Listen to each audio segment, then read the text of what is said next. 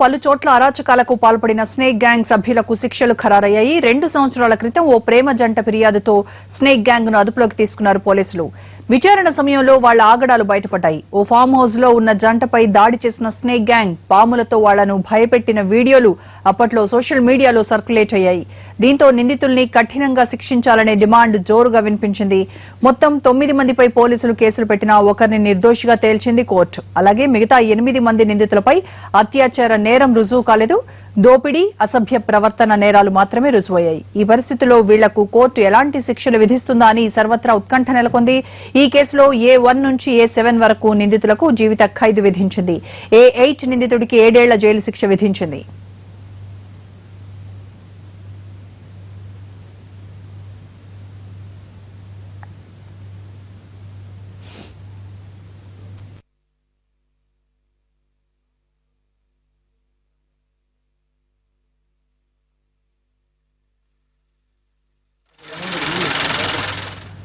హైదరాబాద్ లో పలు చోట్ల అరాచకాలకు పాల్పడిన స్నేక్ గ్యాంగ్ సభ్యులకు శిక్షలు ఖరారయ్యాయి. 2 సంవత్సరాల క్రితం ఓ ప్రేమ జంట కంప్లైంట్ తో స్నేక్ గ్యాంగ్ ను అదుపులోకి తీసుకున్నారు పోలీసులు.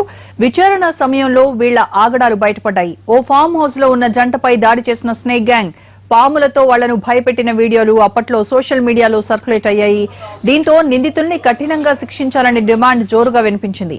మొత్తం 9 మందిపై పోలీసులు కేసు పెట్టినా ఒకరిని నిర్దోషిగా తేల్చింది కోర్టు. అలాగే మిగతా 8 మంది నిందితులపై అత్యాచార నేరం రుజువు కాలేదు. దోపిడీ, అసభ్య ప్రవర్తన నేరాలు మాత్రమే రుజువయ్యాయి. ఈ పరిస్థితుల్లో వీళ్లకు కోర్టు ఎలాంటి శిక్షలు విధిస్తుందా అని సర్వత్రా ఉత్కంఠ నెలకొంది. ఈ కేసులో A1 నుంచి A7 వరకు నిందితులకు జీవిత ఖైదు విధించింది.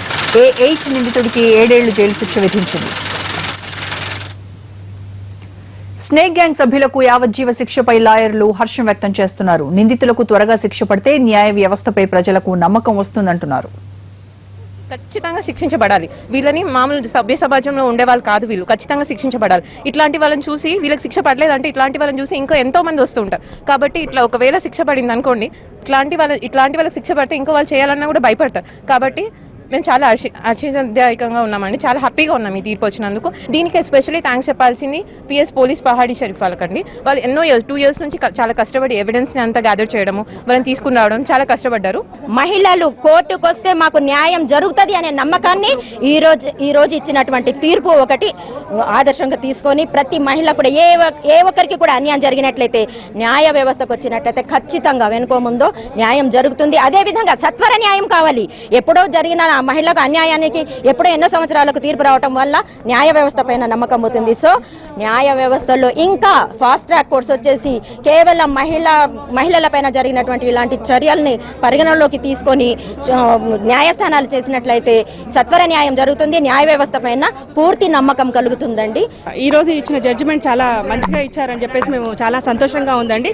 వాళ్ళకి కరెక్ట్ సరైన శిక్ష ఇచ్చారని చెప్పేసి మేము చాలా సంతోషపడుతున్నాము. మహిళలకు ఇన్ని చట్టాలు వచ్చినా ఇన్ని సేఫ్ సైడ్ ఉన్నా కూడా ఇలాంటి మూర్ఖులు ఇలాంటి జరగడం జరుగుతోంది.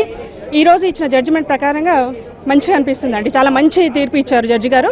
ఈ జడ్జిమెంట్ వల్ల కొంచెం ఇలాంటి అరాచకాలు చేసే మనుషులకి కొంచెం భయం అనేది కలుగుతుంది అని చెప్పేసి మేము అనుకుంటున్నామండి. We're feeling very happy. చాలా హ్యాపీగా ఉందండి ఈ జడ్జిమెంట్ వల్ల. మేము ఎప్పటి నుంచో చాలా వెయిట్ చేస్తున్నాం ఏమొస్తుందో జడ్జిమెంట్ అని చెప్పేసి. వీళ్ళకి సరైన శిక్ష పడ్డది. ఇప్పుడు ఫాస్ట్ ట్రాక్ కోర్ట్స్ వచ్చినాయి, మహిళా కోర్ట్స్ సపరేట్గా వచ్చినాయి. మహిళలు ఎవరు భయపడాల్సిన అవసరం లేదు. వాళ్ళకి ఏమైనా అన్యాయం జరిగితే కంపల్సరీగా మీరు చెప్పండి, ఎవిడెన్స్ కూడా చెప్పండి, మీకేం కాదు. వీళ్ళకి ఇలాంటి వాళ్ళకి పనిష్మెంట్ పడితేనే సెకండ్ పర్సన్ భయపడతారు. మీరు లోపల పెట్టుకుంటే ఎవరికి తెలియదు. మేము మహిళా అడ్వకేట్స్గా మేము సపోర్ట్ ఇస్తాము, మీకు కావాలంటే హెల్ప్ చేస్తాం. తప్పకుండా ముందుకు రండి, ఇలాంటి వాళ్ళకి పనిష్ చేపిద్దాం. భారతదేశంలో ఉన్నటువంటి కోర్టులో ఉన్నటువంటి వెలుసుబాటే కాదు, వారు ఒక పౌరులకు నేరస్తులు కానీ ఎవరే కానీ వాళ్ళకు ఒక హక్కుగా అప్పీల్ అనేది ఉంటుంది. రంగారెడ్డి జిల్లాలో ఈరోజు ఇచ్చినటువంటి సెన్సేషనల్ కేసులో 390 సెక్షన్ ప్రకారంగా 10 సంవత్సరాల నుంచి లైఫ్ ఇంప్రిజన్మెంట్ ఏదైతే ఇచ్చిర్రో అది హర్షణీయమైనటువంటిది. వాళ్ళు చేసినటువంటి నేరం దాని యొక్క గ్రావిటీ ఆ విధంగా ఉంది.